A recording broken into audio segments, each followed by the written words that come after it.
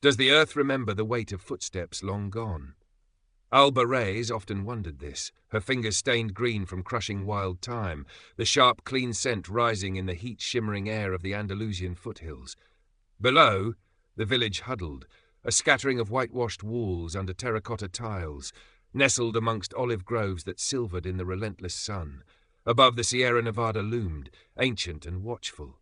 Here, on the rugged slopes where only goats and herb-gatherers dared tread, Alba felt a measure of peace, a temporary truce with the anxieties that gnawed at her days. Elena, her mentor, coughed more frequently now, a dry, rasping sound that echoed the parched landscape. The villagers, though they sought Elena's remedies in hushed tones, still held a sliver of suspicion for the curandera living on the outskirts. Her knowledge passed down through generations, outside the purview of priest and physician. And then there was Don Ricardo Vargas, whose sprawling hacienda dominated the valley, his shadow stretching long even when he wasn't physically present. His gaze, when it fell upon their small cottage and its precious garden, felt like a blight. A sudden, violent storm the previous evening had bruised the sky and lashed the hills. Now, searching for the rain-awakened roots of valerian near the treacherous Arroyo Seco ravine, Alba spotted something terribly out of place. Not a displaced boulder or a fallen branch, but a shape huddled amongst the slick, dark rocks. Drawing closer, her breath catching in her throat, she saw it was a man, young, lying unnervingly still. His clothes, though torn and mud-streaked, were of a fine dark cloth, the cut unlike anything worn by the local farmers or muleteers. One booted leg was twisted at an unnatural angle, and a dark stain seeped through the fabric at his temple. His face, pale beneath the grime, held a refinement that spoke of cities and privilege. He was unconscious, breathing shallowly. Caution, learned through years of quiet observation and Elena's pragmatic warnings, warred with the immediate, visceral urge to help. This man was trouble, surely. He didn't belong here. Yet the stillness of him, the utter vulnerability. Alba knelt, her herbalist instincts taking over. Gently she felt his pulse, weak but steady. She examined the head wound. It was bleeding, but didn't look deep enough to be immediately fatal. The leg, however, was clearly broken. Leaving him here meant certain death from exposure or worse. Taking him back to the cottage. Elena was frail, their resources meagre. Don Ricardo's notice was the last thing they needed. She hesitated, scanning the empty, imposing landscape. No one else was likely to pass this way. She looked back at the still figure. His hand, lying palm up, was uncalloused. Whoever he was far from home and utterly helpless. Compassion won. It always did, Elena often sighed, sometimes with exasperation, sometimes with pride. Alba knew she couldn't leave him. Using strips torn from her own shawl, she improvised a crude bandage for his head. Supporting his injured leg as best she could, she began the arduous task of half-carrying, half-dragging him back towards the cottage, praying her strength would hold, praying this act of mercy wouldn't bring ruin upon them. "Alba, what is this?" Elena's voice was thin but sharp as she saw Alba struggling through the doorway with her burden. The old woman pushed herself up from her pallet bed, her eyes dark and knowing, taking in the stranger's fine clothes, his injury, Alba's exhaustion. "Found him by the Arroyo Seco, Elena. He fell, his leg." Alba gasped, lowering the man onto the spare mat near the hearth. Elena shuffled closer, her gaze assessing. "Fell or was pushed, he is not one of ours." "Trouble finds those who invite it, Alba." Her tone was weary, laced with the wisdom of long, hard years. "He would have died," Alba stated simply, meeting Elena's gaze. There was no need for further explanation between them. Elena understood the pull of duty, the imperative to heal. "And we might die sheltering him," Elena countered, but her hands were already reaching for the small clay pots containing her most potent salves. "Fetch water, clean cloths, and be discreet. No word of this leaves these walls." For days the cottage became a hushed sick room. Alba moved with quiet efficiency, changing dressings, forcing sips of broth between the stranger's pale lips, applying poultices. Elena directed her to prepare.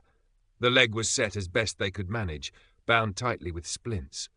The fever came, fierce and consuming, bringing with it mumbled words in a more educated Castilian than heard locally, fragments of names. Isabella, father, betrayal, that hinted at a life far removed from Their own. The fever came, fierce and consuming, bringing with it mumbled words in a more educated Castilian than heard locally, fragments of names, Isabella, father, betrayal, that hinted at a life far removed from Alba bathed his brow, listened to the restless turnings, and felt an unexpected pang of connection to this unknown soul adrift in their small world. Elena watched, her silence heavy, offering guidance but reserving judgment. Slowly, the fever broke. One afternoon, as sunlight streamed through the small, deep-set window, the stranger's eyes fluttered open. They were dark, intelligent eyes, currently clouded with confusion and pain. He blinked, focusing on Alba as she knelt beside him, offering a cup of willow bark infusion. "Where?" His voice was a dry rasp. "You are safe," Alba said softly. "You were injured, near the ravine. We brought you here." He tried to sit up, winced sharply, falling back with a groan as pain shot through his leg. "My leg broken. It will mend with time and rest."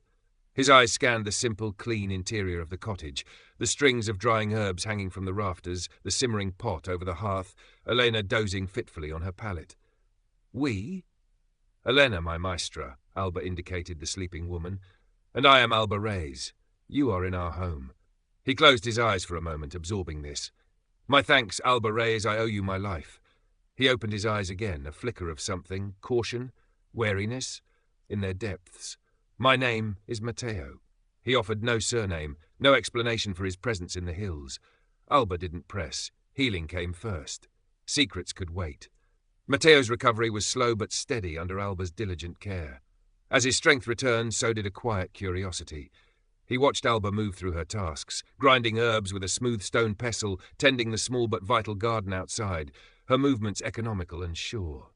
He asked questions, tentatively at first, about the plants, their uses, the rhythms of village life.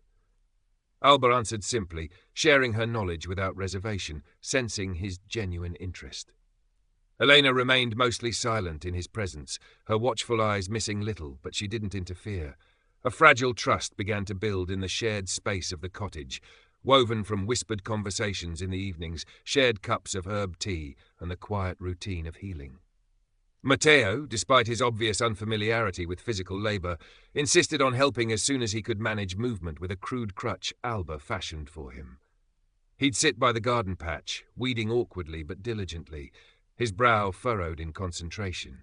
He'd listen intently as Alba explained the difference between rosemary for memory and rue for warding off ill fortune. "Your hands," he murmured one afternoon, watching her transplant delicate chamomile seedlings. "They don't just heal bodies, do they? They mend something. Quieter." Alba felt a warmth spread through her chest, unfamiliar and unsettling. She kept her gaze on the soil, her own hands suddenly feeling large and clumsy. They fell into a rhythm. Alba would gather herbs in the cooler mornings. Mateo would read from a small, worn volume of poetry he'd miraculously kept tucked inside his tunic, his voice a low murmur weaving through the scent of thyme and lavender.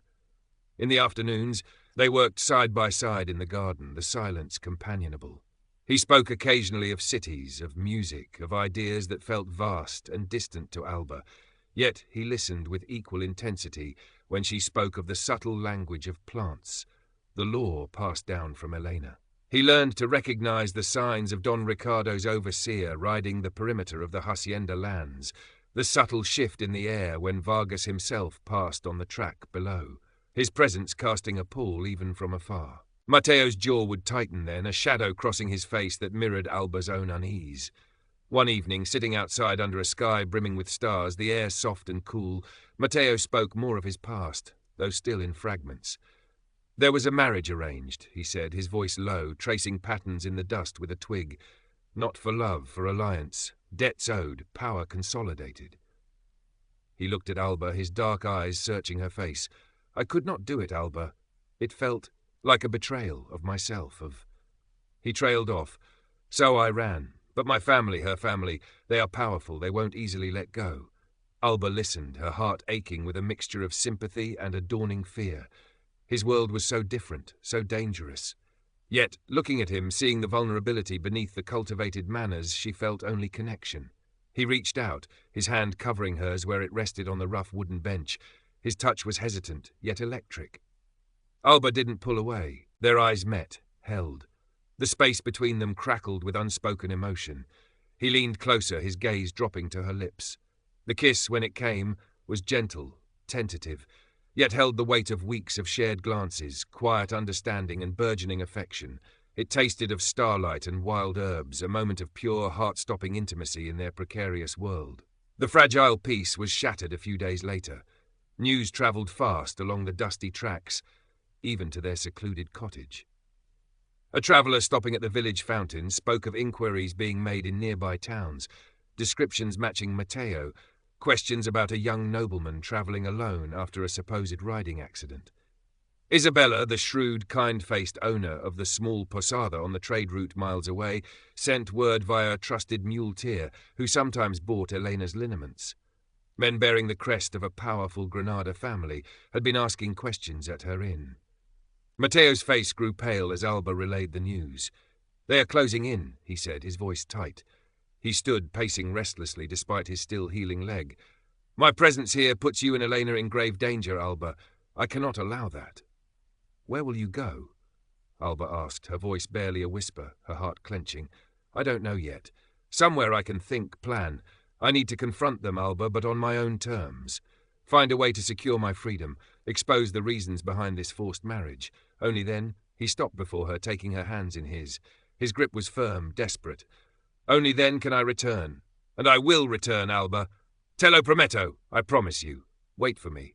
His eyes burned with intensity, with a fierce resolve she hadn't seen before. The farewell was hurried, agonizing.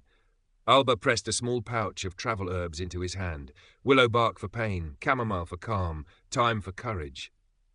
He kissed her again, a hard, desperate kiss filled with unspoken promises and the bitterness of parting.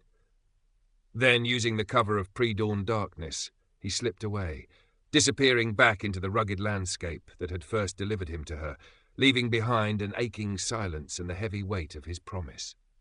The silence Matteo left behind soon deepened into a profound stillness.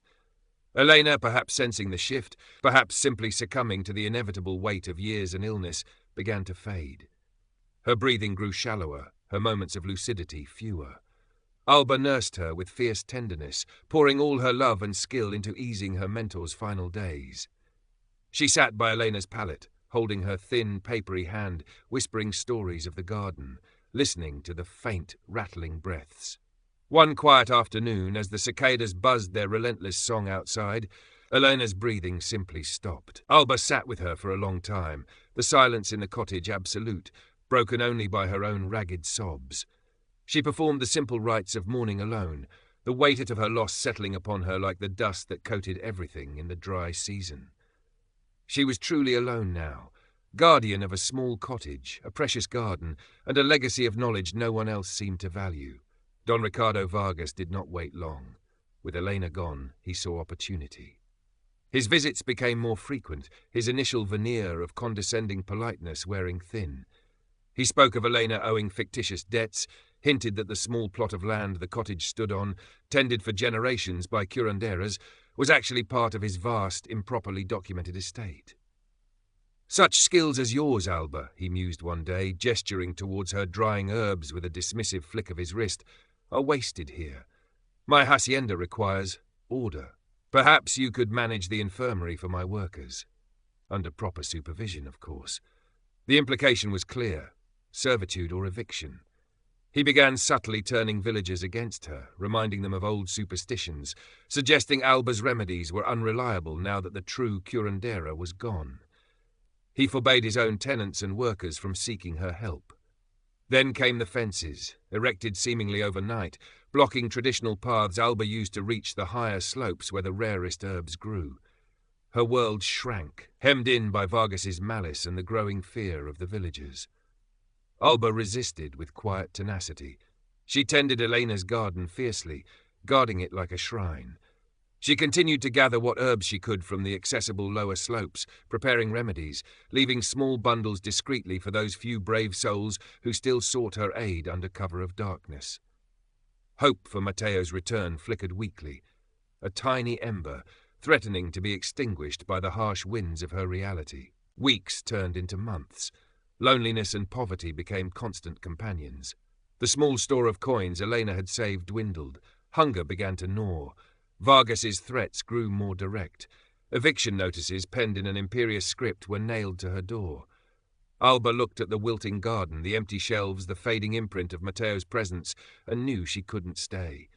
Preserving Elena's legacy meant surviving first. Gathering her few belongings, tucking Elena's worn, leather-bound remedy journal deep into her bundle, she locked the cottage door behind her, the sound echoing with finality. She turned her face towards the distant trade route, a path walked by strangers, a path towards an unknown future, fueled only by a desperate, stubborn flicker of hope. The journey was a blur of dust, heat, and aching emptiness. Alba walked until her feet were raw, conserving the last of her dried figs and water. She slept hidden in olive groves, starting at every unfamiliar sound. Hope dwindled with her strength.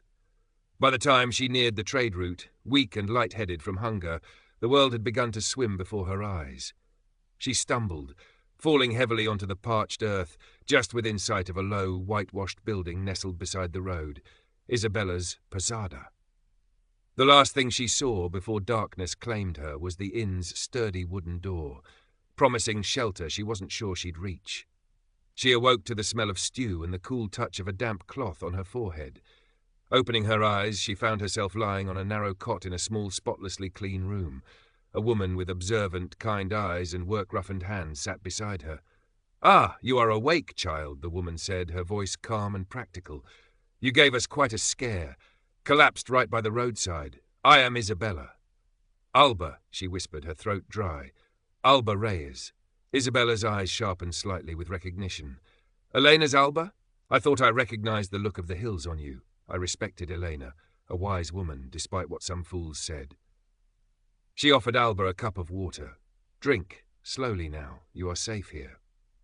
Over the next few days, under Isabella's no-nonsense care, Alba slowly regained her strength. Isabella asked few questions, but seemed to understand much. She offered Alba simple food, warmth, and crucially work. Alba swept floors, helped prepare vegetables, mended linens, anything to earn her keep and repay the woman's unexpected kindness. The posada, though humble, was a haven, bustling with the low murmur of travellers' conversations, the clatter of plates, the scent of wood smoke and roasting meat. It felt like a world away from the oppressive silence of her last weeks in the village. Time passed. Alba learned the rhythms of the inn, finding a measure of peace in the routine, though the ache for Mateo and the worry for her lost home remained constants beneath the surface. Isabella treated her with quiet respect, sometimes sharing news gleaned from travellers. Harvests were poor, Don Ricardo was consolidating more land, vague rumours of unrest in Granada concerning a powerful family and a broken betrothal. Each snippet sent a jolt through Alba, a mixture of fear and fragile hope. Nearly a year slipped by in this manner, Alba slowly rebuilding her life within the sanctuary of the posada. The fragile peace shattered one hot afternoon. Don Ricardo Vargas, his face thunderous, strode into the posada's common room, flanked by two burly men who looked like hired thugs. His eyes scanned the room, immediately fixing on Alba, who was clearing tables. "There you are," he sneered, advancing towards her. "Thought you could hide, did you? That cottage, that land, it belongs to the Vargas estate now, and Elena's little book of nonsense. I believe you have something of mine." He lunged, grabbing for the bundle Alba always kept close, the one containing the precious remedy journal. Alba recoiled, clutching the bundle protectively. "It's not yours, it was Elena's!" Isabella stepped forward, placing herself between Vargas and Alba. "Don Ricardo, this woman is under my protection. Leave her be." Her voice was steady, but her knuckles were white where she gripped the edge of a nearby table. Vargas laughed, a harsh, unpleasant sound. "Your protection? An innkeeper? Don't be ridiculous, woman. Stand aside, or you'll regret interfering." His men moved menacingly closer. Fear, cold and sharp, pierced through Alba. She braced herself, shielding the journal, her eyes darting towards the door, seeking an escape that wasn't there. "I think not, Vargas." The voice came from the doorway, calm but carrying an undeniable authority. Every head turned. Mateo stood there. He was leaner, his face more angular, the softness of youth replaced by a resolute maturity. His clothes were simpler than before, practical travelling attire, but he carried himself with a newfound confidence. He wasn't armed, yet his presence commanded the room. Vargas stared, momentarily speechless. "You, De Silva, what are you doing here?" Matteo ignored him, his eyes finding Alba's. Relief, profound and overwhelming, washed over her, stealing her breath. He was here. He had returned.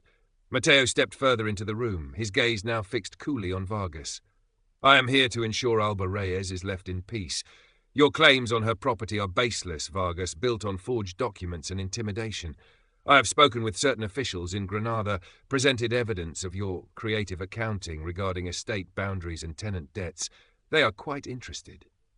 He paused, letting the words sink in. "Attempting to seize her possessions, threatening her and Senora Isabella, this will not help your case." Vargas's face flushed crimson, then paled. He looked from Matteo's steady gaze to the suddenly hostile faces of the few local patrons watching, emboldened by Matteo's intervention. He saw his power, built on bluster and fear, evaporating. This is preposterous. Lies," he sputtered, but the conviction had gone from his voice. "Is it?" Matteo countered softly. "Perhaps we should let the corregidor decide." He took another step forward. Vargas flinched almost imperceptibly. With a strangled oath, spitting curses under his breath, Don Ricardo signalled sharply to his men.